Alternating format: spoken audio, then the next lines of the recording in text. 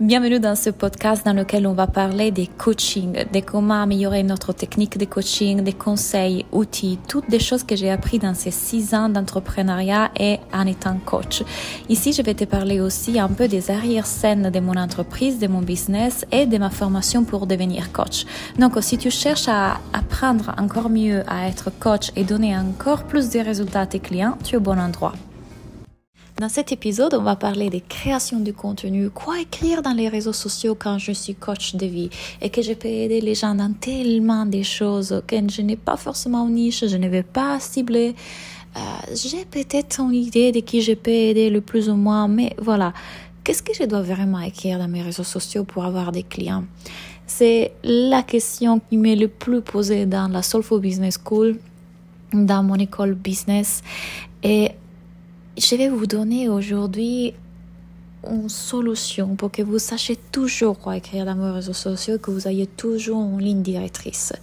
Si vous êtes coach de vie et que aujourd'hui vous n'avez pas forcément une seule cible, une seule niche, je vous conseille de faire un exercice que je donne à mes clientes dans la Soulful Business School, qui est celui quelque part d'aller regarder les événements les plus importants de votre vie, ok?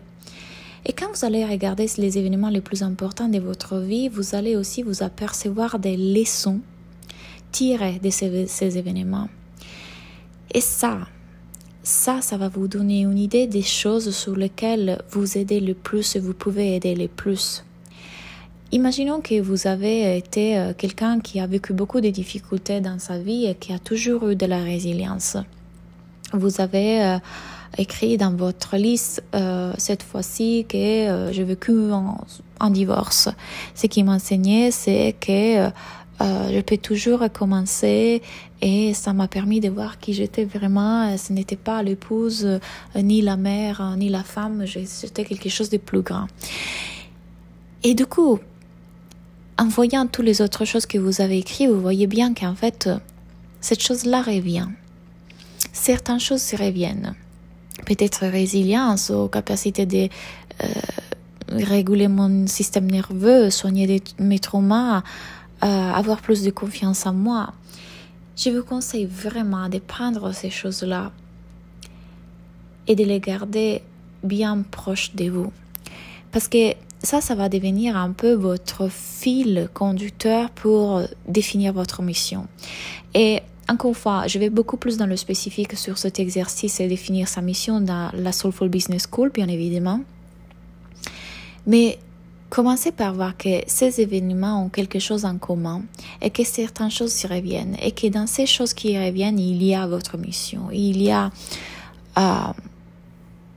C'est quelque chose qui est votre fil rouge dans votre activité. Donc oui, vous ne devez pas forcément dire « je coach les femmes qui sont blondes, grandes et qui vivent à Paris ». Vous pouvez aller regarder quel est votre fil conducteur, quel est votre fil rouge.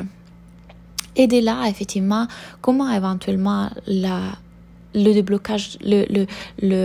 déblocage des blessures émotionnelles peut s'appliquer à différentes sphères de vie. Comment est-ce que la libération du trauma, comment est-ce que la résilience. Donc oui, ça peut toucher le travail, les relations, ça peut toucher la relation à soi, ça peut toucher tellement de sphères, n'est-ce pas? Donc vous avez votre grande ligne, vous avez votre fil rouge et maintenant vous savez aussi que ce fil rouge peut s'appliquer à différentes situations de la vie de vos clientes. L'erreur que la plupart d'entre vous font à chaque fois que je coach mes clientes dans l'école, je me rends compte que c'est vraiment la problématique plus grande. C'est que quand vous parlez de ces choses-là, vous n'êtes pas en train de penser à où la cliente est, sa problématique, comme elle pense, sa psychologie, où elle se trouve elle. Vous êtes trop dans votre tête, vous êtes trop concentré sur vous, ce qui signifie pour vous. Vous allez parler des modules que vous faites dans votre programme, du système nerveux, de machin, mais vous n'êtes jamais en train de parler de la problématique et comment est-ce que cette problématique s'exprime et se présente dans la vie de votre cliente. Ce n'est pas assez de savoir la problématique, vous devez aller un poids plus loin. Comment est-ce que cette problématique se présente dans la vie quotidienne de votre cliente? Exemple, tous les jours,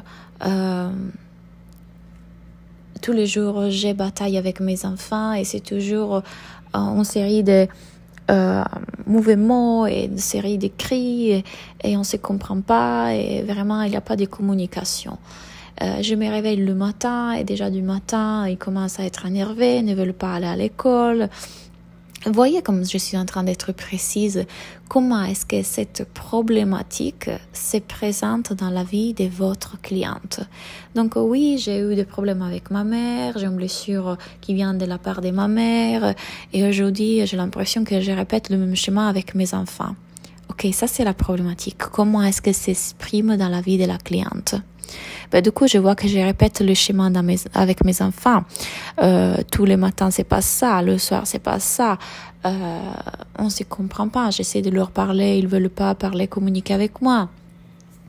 Ils ne veulent pas partager leur vie avec moi. Il n'y a pas de communication.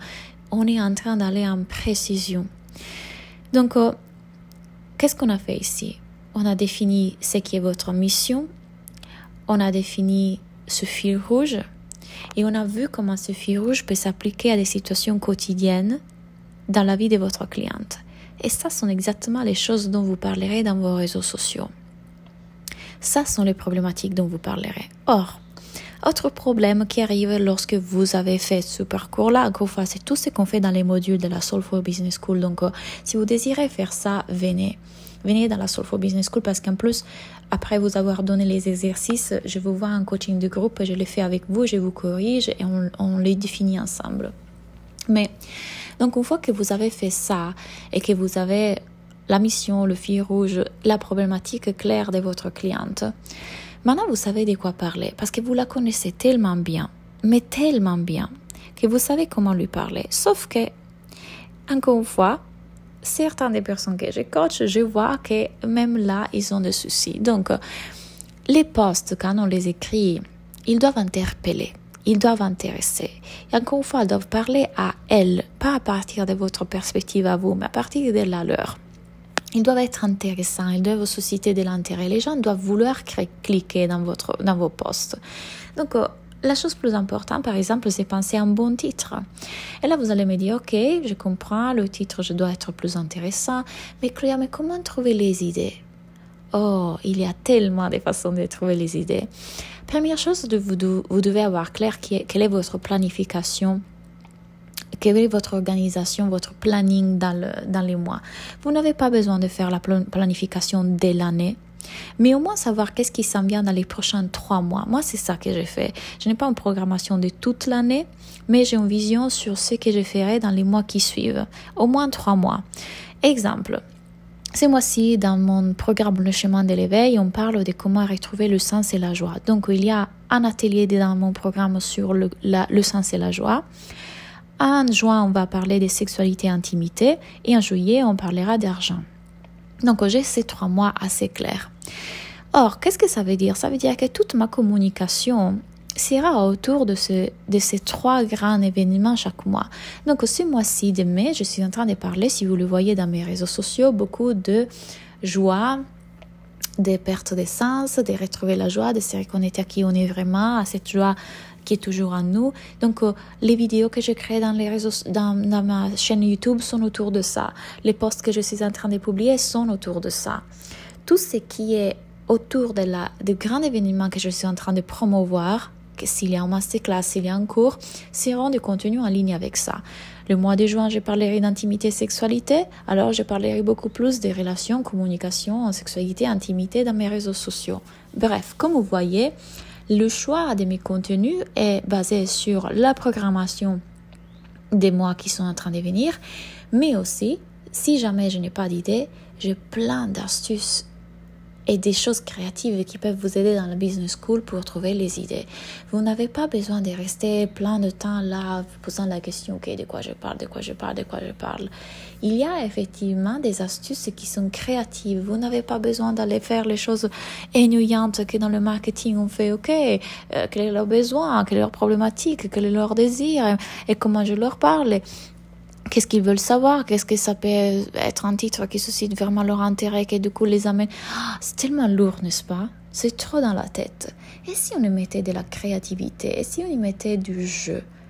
Moi, c'est comme ça que j'aime faire dans mon business. Du jeu, j'ai de la créativité. Je suis quelqu'un de très créatif. Vous le voyez dans mes réseaux sociaux. Je ne pourrais pas diriger un business que par ma tête. Ça doit venir de ma joie. Ça doit venir de cet élan de cœur qui est là. Notamment, voilà pourquoi le cours de moi dans le chemin de l'éveil, c'est la joie. Et d'ailleurs, quand vous rentrez dans la business school, vous avez aussi le chemin de l'éveil gratuit. Donc, tous mes cours sur la joie, la sexualité, l'argent, vous les avez gratuits quand vous venez faire du business avec moi. Donc, considérez-le. Je vous aide quelque part à vous reconnecter à cette joie qui est toujours là. Aussi dans votre business, aussi dans votre façon de faire du marketing. Je veux dire, l'autre jour, j'ai écrit un post qui était, je suis allée au cinéma, j'ai regardé le film d'Amy Winehouse et voilà ce que j'ai retenu sur l'amour. Et puis, j'ai fait le même post, mais pour mon business sur le coaching. Je déclinais le même contenu en 2 fois. Et c'était un contenu qui n'était pas ennuyant. Je veux dire, c'est venu de façon naturelle parce que je suis allée au cinéma. Je laisse que ma vie m'inspire, je laisse que l'univers, Dieu m'indique. Et j'utilise aussi des astuces un peu créatives. Donc, tout ça, je vous l'enseigne dans la Soulful Business School. Si vous sentez que vous voulez faire du business de cette façon-là et que vous voulez... Voilà, jouez avec votre business et que ça ne devienne pas quelque chose de lourd avec la tête. Sachez que la Soulful Business School est là pour vous et surtout qu'en juillet, on va parler d'argent. Voilà, merci pour avoir écouté. Dites-moi en commentaire si ce podcast vous a aidé et on se parle très bientôt.